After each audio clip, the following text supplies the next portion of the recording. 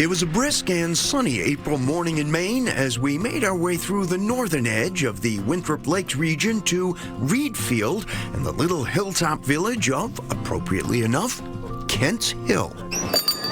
Raspberry or strawberry blueberry? But then you'd probably go a bit out of your way, too, to grab some of this to start your day. They get their coffee and then I'll try that, but then I'm going to try that too, and we love that. Owner Maureen Thompson seems to have ensured that enticements abound at Appleshed Bakery.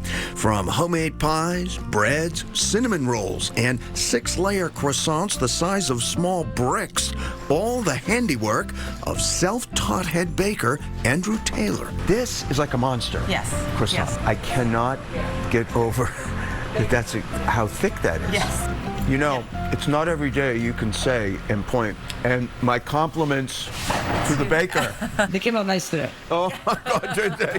Those carbs were about to come in very handy because from Readfield, we headed about 15 miles south along Androscoggin Lake to Leeds, Maine, where we met up with Rebecca Goldfine, a former journalist and senior writer at Bowdoin College. In 2012, she started her own website, Maine by Foot, on which she shares her walks and hikes from all across this big state. And then it sort of took over my life because I became determined to hike all the trails in Maine. She's made a pretty good dent. Over 1,200 trails hiked and listed on her site, including this one, Monument Hill, which has a surprisingly good payoff view for an area of Maine that's mostly without major hills or mountains. But Monument Hill is so named for a reason. Tucked in the pine trees at the top, an unusual monument, not a testament to someone, but rather a sobering testament about war by someone who knew it all too well, General Oliver Otis Howard, who lost an arm in the Civil War. And I think when he erected it, he wanted it to reflect his belief that all that sacrifice led to everlasting peace in the country. Hence the Peace Monument. Born here in Leeds, Maine, Howard would go on to promote higher education for freed slaves and was a founder and president of Howard University. His granddaughter, Frances Perkins, served as Secretary of Labor for Franklin Roosevelt, the first woman to ever hold a cabinet position. The whole family was a great Maine family. Generations. From Leeds, we followed Rebecca's lead to Winthrop, Maine, where we were joined by Howard Lake of the Kennebec Land Trust for a bit more substantial hike up the just under 1,000-foot Mount Pisgah. At the top, Wow. a fire lookout tower, 90 feet tall and open to the public, and the daring. I swear every school kid in Kennebec County has been up this and tried to climb that fire tower safely. A lot of folks love it, and it gets heavily used. The Kennebec Land Trust holds an easement on the fire tower property, which is part of the Trust's 1,100-acre conservation area here. We're fortunate to have a lot of undeveloped open space, but it's not going to be there in the future unless we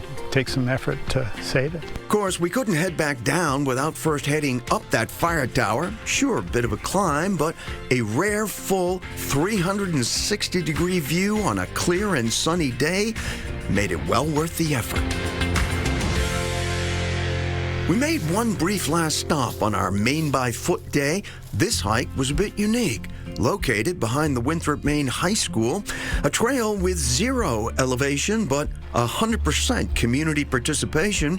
It's the Roger Garrett Community Trail, just 1 mile, but a lot of different uses. It's just a Maine forest, but it's very pretty.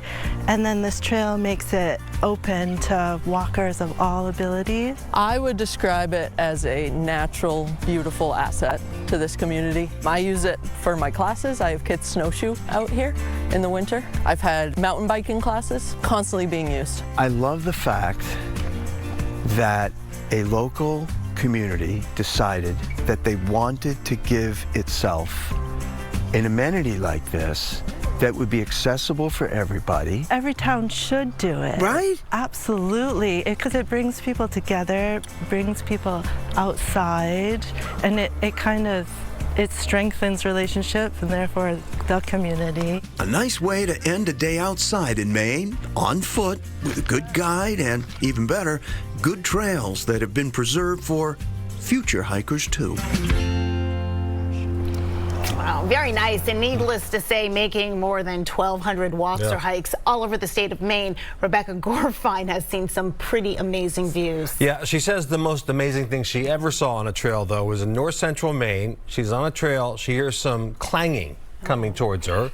She looks up, and all of a sudden, two people in full knight's armor are slowly making their way along the trail. She didn't ask a lot of questions, but maybe it's one way to keep the black flies at bay. I don't know. There's something for everyone.